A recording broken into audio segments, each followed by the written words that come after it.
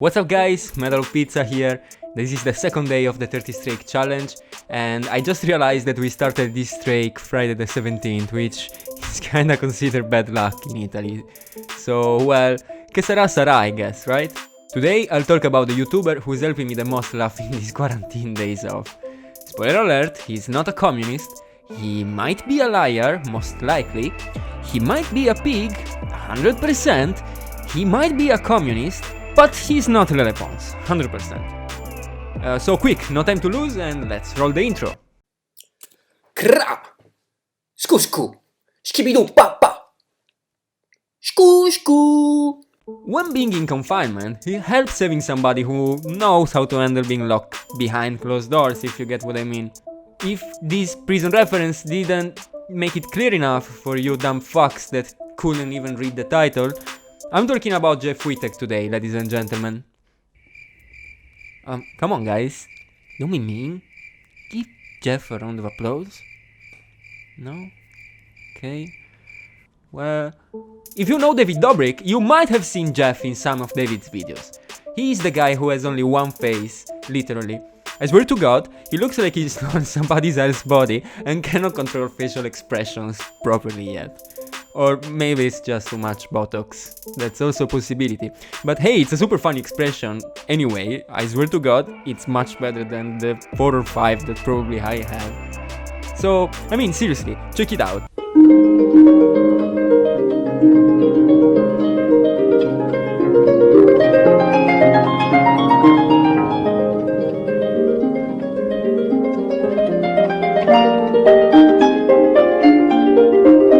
For those living in a cave who neither know who David Dobrik is, let's start from the very beginning, shall we? To my understanding, Jeff begins his career on TV with the unpopular show Jersey Shore, as a hairdresser for luminaries and Nobel Prizes such as DJ Pauly D and Big Sean.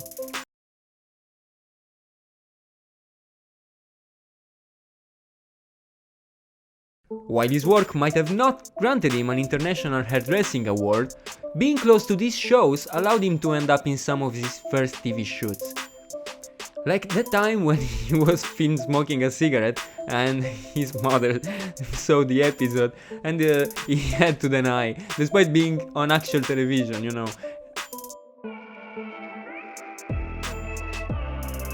I remember telling my mom, things are going great, I'm acting on TV shows, check me out on MTV, I will be on MTV.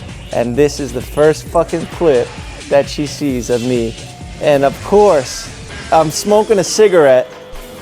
I told my mom it was acting. I said, Mom, they wanted me, the directors gave me a cigarette to smoke as a prop. Which leads us to the first lesson of the day, kids.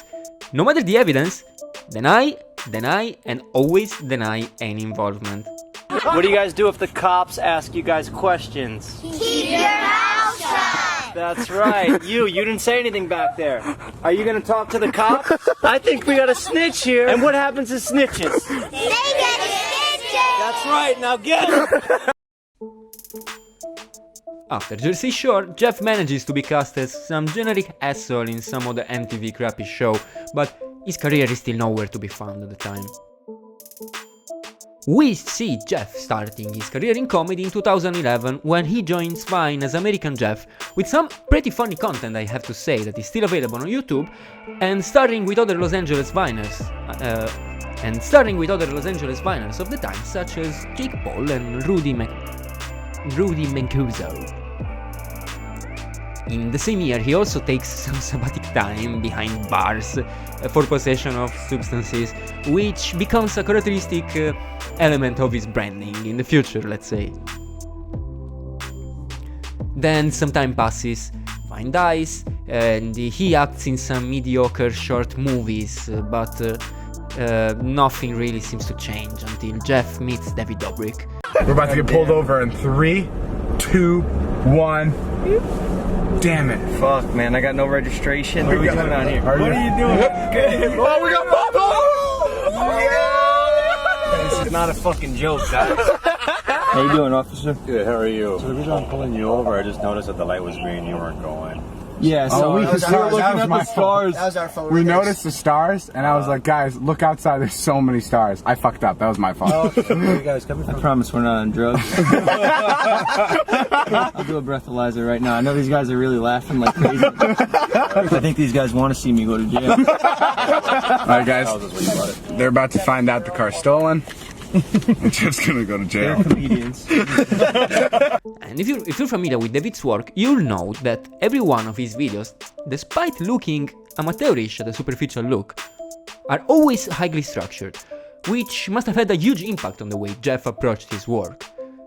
And now, to the present day, many people already reviewed his show doing a much better job than I'm doing with this video, and in his show Jeff cuts hair to celebrities and friends alike. The theme of the show is to take something that's usually relaxing, such as a haircut, and make it an extremely stressful experience for the guest. The guests are made uncomfortable through a series of tricks employed by Jeff, such as dangerously playing with scissors. So what's next for you, man?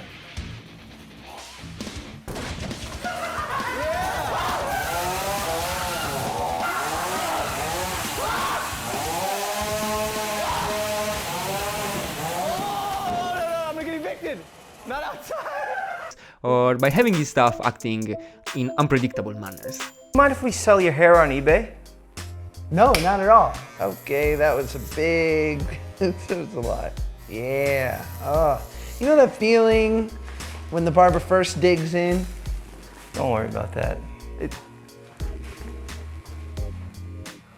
For instance, my favorite skit is when he acts scared and runs peeking up the window, leaving the person on the chair in a complete what the fuck state for a second while, in post-production, the cut shows he's being monitored by a drone. You got great hair, man. Thanks, man. I'm lucky. Oh no. Uh-oh. This feels like Jeff going into a bit that's not working right now. No. No, I'm just doing a haircut. Dude, this is a sponsored video. Look, you think they're gonna let me do crazy stuff?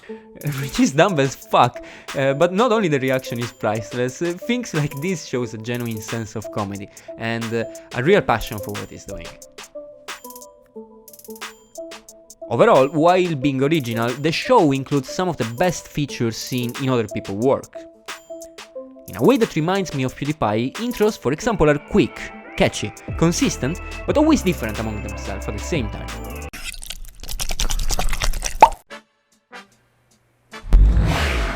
Hey, everybody. What is that sound? What is that in there? Good evening, ladies and gentlemen. And similar to Eric Andre's show, the co-host seemed to be there just because he had nothing better to do that day and doesn't lose a chance of roasting the guest. As seen in Sean Seven's Hot Ones, putting the guest off guard serves really well the purpose of lowering his or her defense for when Jeff interviews them, allowing us, the viewer, to have a significant closer to the real life version of what the star or the person being interviewed actually is. And finally, almost as a signature, almost everyone gets the same haircut, girls included. Brilliant.